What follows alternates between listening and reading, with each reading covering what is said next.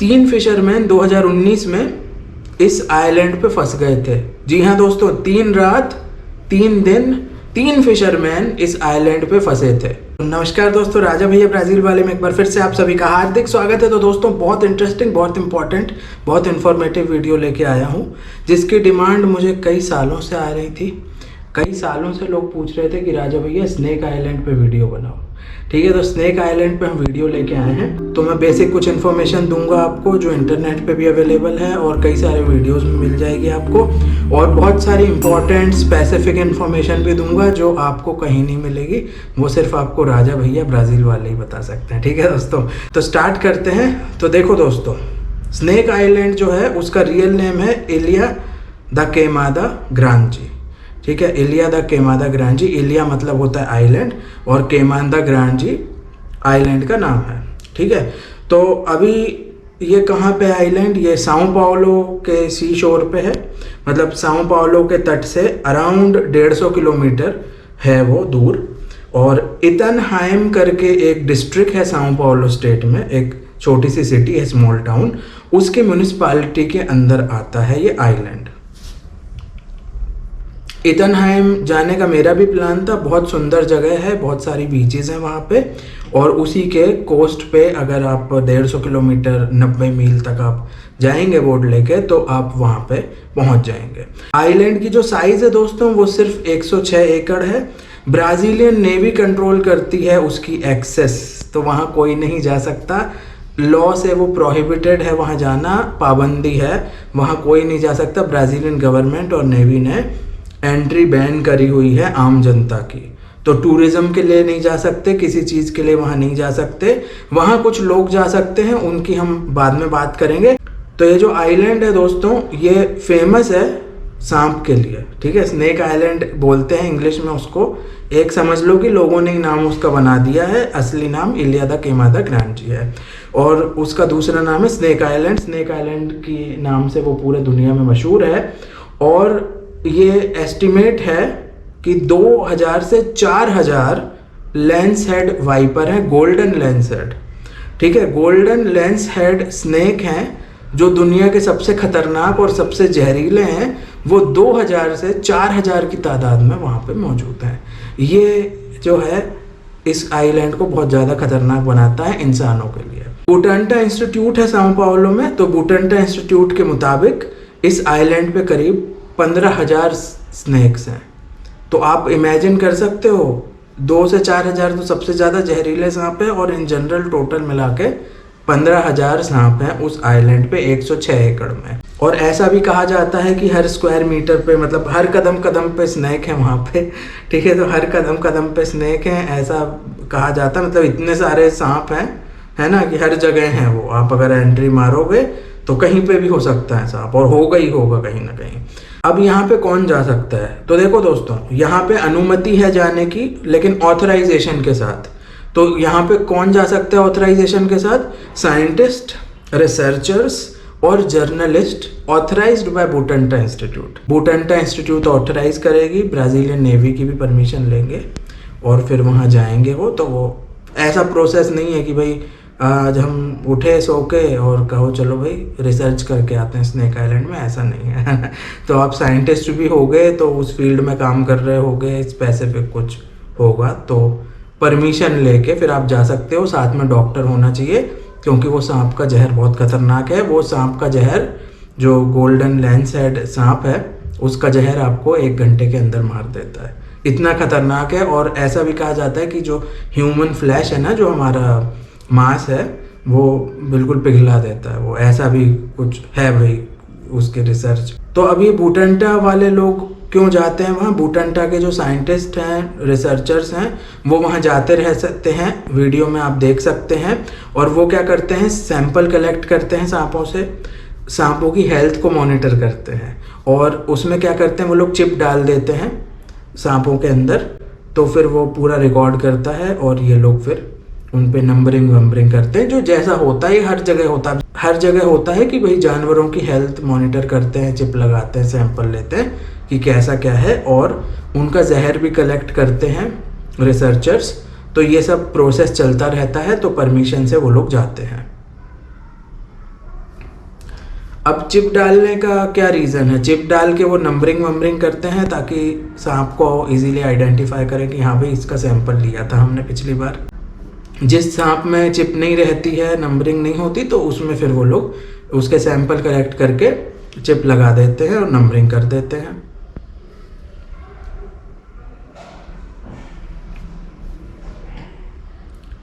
तो ये आइलैंड जो है सांपों की बहुत बड़ी तादाद के लिए फेमस है पूरे दुनिया में। बहुत सारी फेमस स्टोरीज हैं दोस्तों उन लोगों की जो इस आइलैंड पे गए हैं और वापस नहीं आए हैं। तो जैसे हर जगह आपको होता है ना कि हॉन्टेड है कोई जगह है, या कोई जगह बहुत खतरनाक है, कोई एनिमल है कहीं, है ना, यहाँ सांप है तो भाई वहाँ जाओगे तो वापस नहीं आओगे। ऐसी स्टोरीज आइलैंड के बारे में भी फेमस है।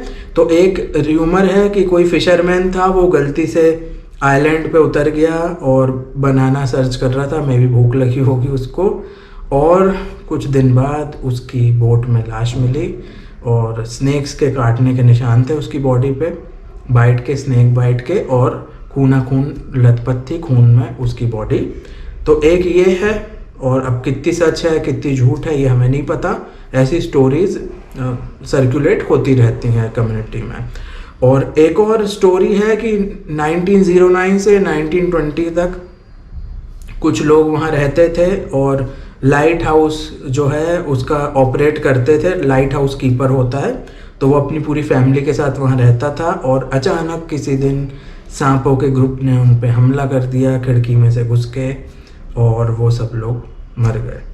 ठीक है, तो अब ये भी थोड़ी अजीब सी स्टोरी है, मतलब सांप जो है वो पूरा ग्रुप लेके जाएंगे अटैक करने। सांप है भाई, गुंडे थोड़ी है वो, ठीक है, कोई टेररिस्ट थोड़ी है वो। तो सांप जाएंगे पूरे ग्रुप लेके अटैक करेंगे फैमिली को, है इसको मानना है, ऐसा नहीं होता। तो ये भी may be fake he story है माने तो अगर। और अब लाइट हाउस है तो अब उसको कौन ऑपरेट करता है? लाइट हाउस को कोई ऑपरेट नहीं करता, लाइट हाउस है ऑटोमेटिक। और जो लाइट हाउस का जो ऑपरेशन होगा थोड़ा बहुत, जैसे कुछ चेंज करना होगा, कुछ होगा, देखना होगा, तो ब्राज़ीलियन नेवी करती है, तो वहाँ कोई नहीं रहता। यही कहा जाता है कि जो लाइट हाउस है मैनुअल था पहले, अब ऑटोमेटिक है, इस वजह से वहाँ रहने की किसी को ज़रूरत नहीं, अपने आप ही चलता है। अब बहुत बड़ा सवाल आता है मेरे प्यारे भाइयों बहनों कि यहाँ इतने सारे सांप क्यों हैं? भाई सांप का इतना बड़ा कंसंट्रेशन क्यों है, इतनी बड़ी तादाद क्यों है, ये आज तक किसी को नहीं समझ में आया है। कोई रिसर्चर को किसी को कुछ पता नहीं है, ना समझ में आया है। ऐसा कहा जाता है, ये बिलीफ है कि आइलैंड जो है वो टोटली आइसोलेटेड है। ऑब्वियसली आइलैंड आइसोलेटेड ही होगा, है ना, समुंदर के बीच में है, आइसोलेटेड है, और प्रेडेटर्स नहीं है। प्रेडेटर्स मतलब जो सांप को खाने वाले होंगे। अब जैसे होता है ना कि एक छिपकली है, छिपकली को सांप खाएगा, फिर सांप को कोई और जानवर खाएगा, फिर उस और जानवर को कोई और जानवर खाएगा। ठीक है, तो सांप को खाने वाले प्रेडेटर्स नहीं है वहाँ पे। इस वजह से सांपों की तादाद जो है वो बढ़ती गई और कई हजारों में हो गई। तो ये अनुमान जो है लगाया जाता है, आइसोलेशन है और प्रेडेटर्स नहीं है फॉर श्योर। मेनलैंड होता है तो मेनलैंड जो होता है उसमें सब होते हैं, प्रेडेटर्स होते हैं। अब आइलैंड है तो वहाँ प्रेडेटर भी कैसे पहुँचेगा, ये होता है ना। अब स्नेक्स जो हैं वो मेनली वहाँ की जो बर्ड्स हैं उनको खा के अपना पेट भरते हैं, और सांप इतने खतरनाक हो गए हैं ना कि वो ऐसे छलांग मार के बर्ड्स को पकड़ लेते हैं। मतलब क्योंकि उनका कुछ है ही नहीं ना वहाँ खाने का, तो वो ऐसे एवॉल्व होते गए हैं कि उनका जो जहर है वो 3 से 4 गुना ज़्यादा जहरीला हो गया है और ज़्यादा खतरनाक हो गया है। और उनके ऐसे वो मतलब समझ लो कि ऐसी उनमें डेवलप हो गई है एबिलिटी कि वो सीधे छलांग मार के बर्ड्स को पकड़ लेते हैं। तो ये जो माइग्रेटरी बर्ड्स होती है ना, कोई बर्ड्स हैं वो कभी यहाँ आई, फिर वो कभी वहाँ गई, कहीं और एरिया में गई, उनको खा के ये लोग अपना पेट भरते हैं। इस वजह से जो है सांप जिंदा है। और दोस्तों कोई भी अगर आइलैंड पे जाने की कोशिश करता है या एंटर हो जाता है तो फिर गवर्नमेंट अथॉरिटीज़ हैं, ब्राज़ीलियन नेवी है, उन पे लीगल एक्शन ले सकती है और होता ही है। और वो वहाँ कोई जाता भी नहीं है और जा भी नहीं सकता, और उसका बहुत ज़्यादा भय है पूरे ब्राज़ील में भी और पूरी दुनिया में भी। तो कोई मतलब पूरा ही बेवकूफ़ी आदमी होगा जो वहाँ जाने की कोशिश करेगा, और वहाँ जा भी नहीं सकते, वो भी मैं डिटेल में बताऊंगा। तो दोस्तों क्या उस आइलैंड पे जाना पॉसिबल है? तो मेरे प्यारे भाइयों बहनों, उस आइलैंड पे जाना पॉसिबल नहीं है। एक तो ब्राज़ीलियन नेवी उस पर निगरानी रखती है, पेट्रोल करती है, नंबर 1। दूसरी चीज़ वो जो सी शोर है साओ पाउलो का, इथनहाइम सिटी का, उससे वो 150 किलोमीटर दूर है। तो वो काफ़ी दूर है ना। ऐसा नहीं है कि भाई मैंने कोई ऐसी बोट हायर करी और चले गए 2-4 किलोमीटर दूर, ऐसा नहीं है। 150 किलोमीटर दूर है। 150 किलोमीटर बहुत ज़्यादा दूर हो गया वो, है ना। मतलब ये समझ लो पुणे से तुम्हें मुंबई जाना है, तो वो इतना पास नहीं है कि आप ऐसे ही कोई भी आदमी वहाँ चला जाए।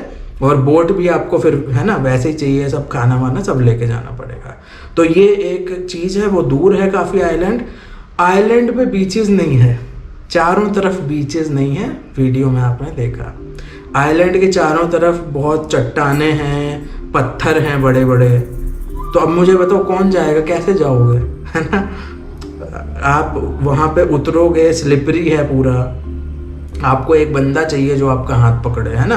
फिर वो जो फिटनेस वाले वैसे रिसर्चर्स होते हैं, उनको हैबिट है जाने की, वो फिर वैसे जाते हैं वहाँ पे। नहीं तो आम आदमी के लिए बहुत मुश्किल होगा। आप वहाँ पे उतरोगे, चट्टाने हैं, पत्थर हैं, और अंदर तो जा ही नहीं सकते आप। अंदर एक तो सांप है, वो तो ठीक है, सांप एक चीज़ हो गई, लेकिन अंदर घना जंगल है। इतना घना जंगल है, ये आप देख रहे हैं वीडियो में, बहुत घना जंगल है। और चारों तरफ पेड़ पौधे और पत्ते गिर जाते हैं ना, सूखे पत्ते, उससे पूरा भरा हुआ है। तो इतना घना जंगल है दोस्तों कि सांप कहीं पे भी हो सकता है। इस वजह से बैन है ये। एक तो बीच नहीं है ना, एक तो उस पर उतरना ही मुश्किल है। उसके बाद आप अंदर कैसे जाओगे, अंदर जाओगे तो घना जंगल है। घने जंगल में सांप कहीं पे भी हो सकता है, हिडन है सांप, पत्तों के नीचे हो, जो सूखी लीव्स हैं, पेड़ के ऊपर हो, ठीक है। और ऐसे ही रहते हैं वो सांप, स्टोन्स के नीचे छुपे होंगे। तो क्या होगा, तुम सेफली जाओगे तो जा सकते हैं हम, उसमें क्या डर है, हम सेफली जा सकते हैं। लेकिन गलती से सांप के ऊपर पैर पड़ गया तो आपको पता है ना। हम जा रहे हैं सेफली, हम सांप को भी हर्ट नहीं करेंगे, हम भी केयरफुल रहेंगे, लेकिन क्या होता है, कहीं सांप छुपा होगा, आपका ध्यान नहीं गया और उस पर पैर पड़ गया। तो इस वजह से ये बहुत खतरनाक है। मतलब अगर ये समतल मैदान होता खाली, है ना, समतल मैदान होता, बीच होती, तो जा सकते थे। फिर मैं कहता कि हाँ भाई मैं भी ट्राई करूँगा एक ट्रिप मारने का, है ना, बीच पे जाके बीच पे ही रुक जाएंगे और वापस आ जाएंगे। लेकिन वैसा नहीं है, वो चट्टाने हैं, वहाँ क्या करेंगे आप, और उसके बाद जंगल है। तो वो जाने लायक जगह ही नहीं है। ये समझ लो कि वो जाने लायक जगह ही नहीं है ना, कोई काम की जगह नहीं है, कोई ऐसे इंटरेस्टिंग नहीं है। दूर से और जो ड्रोन शॉट्स हैं उससे वो बहुत सुंदर लगता है। तो वो तो हर जगह दूर से हर चीज़ अच्छी लगती है ना। अभी आप जाओगे मतलब पहाड़ों पे, वो भी आप यूट्यूब पे वीडियोस देखोगे पहाड़ों के, बढ़िया बहुत सुंदर दिखेंगे, है ना। लेकिन हम जाते हैं तो अलग सिचुएशन होती है। तो ऐसे दूर से बहुत अच्छा दिखता है, बहुत ब्यूटीफुल है, इंडीड ब्यूटीफुल है, लेकिन वहाँ जाने लायक नहीं है। और दोस्तों ये कुछ वीडियोस हैं जो फिशरमैन्स ने रिकॉर्ड किए हैं। फिशरमैन्स जाते रहते हैं, अंडर वाटर डाइविंग करते हैं जो लोग, वो लोग जाते रहते हैं। तो वो लोग वीडियोस दूर से बनाते रहते हैं ना, क्योंकि ये तो भाई मतलब ये तो बोले तो ताजमहल या जो स्टैचू ऑफ लिबर्टी या फोर्स दो इग्वासू से भी बहुत खतरनाक चीज़, बहुत फेमस चीज़ हो गई है। तो जो भी फिशरमैन्स जाते हैं वो लोग अपनी बोट से वीडियोस बनाते रहते हैं। तो दूर से तो अच्छा दिखता है ना, दूर से ही देखने वाली चीज़ है वो, जैसे हम वीडियोस में देखते हैं, और पास जाने वाली चीज़ नहीं है। तो दोस्तों एक और है यहाँ पे कहानी, वो कहानी झूठी नहीं है, वो असली है, न्यूज़ रिपोर्ट बनी है उस पर। 3 फिशरमैन 2019 में इस आइलैंड पे फंस गए थे। जी हाँ दोस्तों, 3 रात 3 दिन 3 फिशरमैन इस आइलैंड पे फंसे थे। अब क्या हुआ था उसका हम डिटेल में बात करते हैं।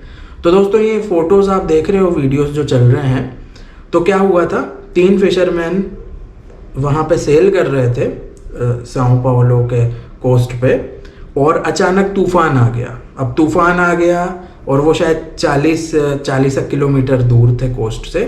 तूफान आया, उनकी नाव डूब गई। अब क्या हुआ, 4 लोग जो हैं वो बच के निकल गए, कूद गए उसमें, बचे नहीं थे, वो कूद गए पानी में, और वो स्विमिंग करते रहे।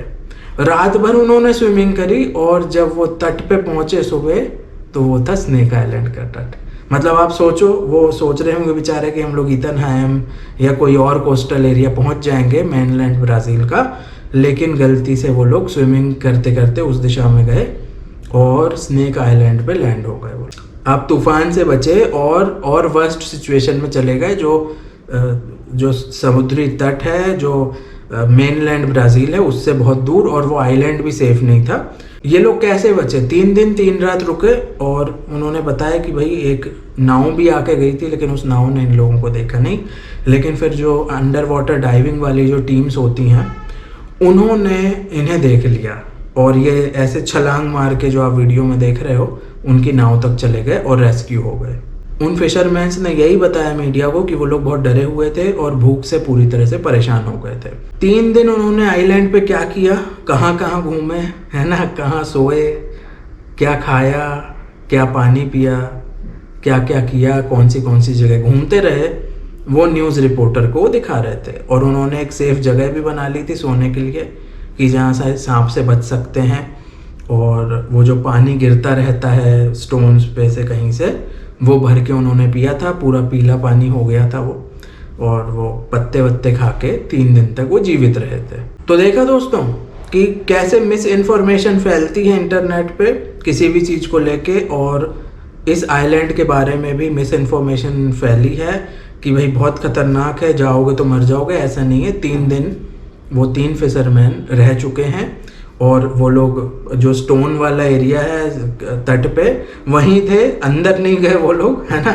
और सांप जो है वो अंदर है, सांप बाहर क्यों आएगा काटने उनको है ना, वो तो अपने पेड़ पौधों में रहते हैं सांप। तो जो तट एरिया था वहाँ पे, कोस्ट एरिया पे, वो लोग सेफ थे और जैसे तैसे करके गुजारा अपना किया 3 दिन और बच गए। तो ऐसा नहीं है कि आप वहाँ कदम रखोगे सांप काट लेगा मर जाओगे, ऐसा नहीं है। वहाँ को तट पे आप जा सकते हो, और जो रिसर्च वाली टीम्स हैं वो तो बिना किसी गियर के, कुछ भी नहीं पहना उन्होंने, वो ऐसे ही चले गए जैसे कोई पार्क में घूम रहे हैं है ना। फिर भी उन्हें कुछ नहीं हुआ, तो उनको पता है कहाँ क्या सांप है, और वो इक्विपमेंट था सांप को पकड़ने का। केयरफुल रह के रिसर्चर्स भी जाते हैं, है ना, तो वहाँ जा सकते हैं। लेकिन वहाँ घूमने लायक है ही नहीं, आप कहाँ बैठोगे? आप बताओ, इतना सारा जंगल है भाई, खाली मैदान हो, मैं बैठूँ वहाँ, खाऊँ, पिकनिक मनाऊँ, है ना। वहाँ तो कुछ ऐसा है ही नहीं, पूरा खतरनाक जंगल है वो, तो उसमें कुछ ना मज़ा है ना कुछ एन्जॉयमेंट है, और भाई डेंजर ही डेंजर है। तो दोस्तों ये वीडियो कैसा लगा आपको? इसमें बहुत सारे डाउट्स क्लियर हुए होंगे, बहुत सारे आपने वीडियोस देखे होंगे जिसमें आधी अधूरी इन्फॉर्मेशन है, कुछ बेसिक इन्फॉर्मेशन है। यहाँ हमने आपको बहुत सारी इन्फॉर्मेशन दी है, सच्ची झूठी सब दी है, जो इंसिडेंसेस हुए हैं, कैसे लोग जाते हैं, कैसे वीडियोस बनाए हैं लोगों ने, आम जनता ने, उस आइलैंड के जो फिशरमैन्स हैं। तो दोस्तों कैसा लगा वीडियो कमेंट करके बताइएगा। ये वीडियो को शेयर जरूर करना, ताकि सब लोगों को ब्राज़ील के स्नेक आइलैंड के बारे में सच्ची इन्फॉर्मेशन मिले। वीडियो देखने के लिए बहुत बहुत धन्यवाद। जय हिंद, भारत माता की जय, वंदे मातरम।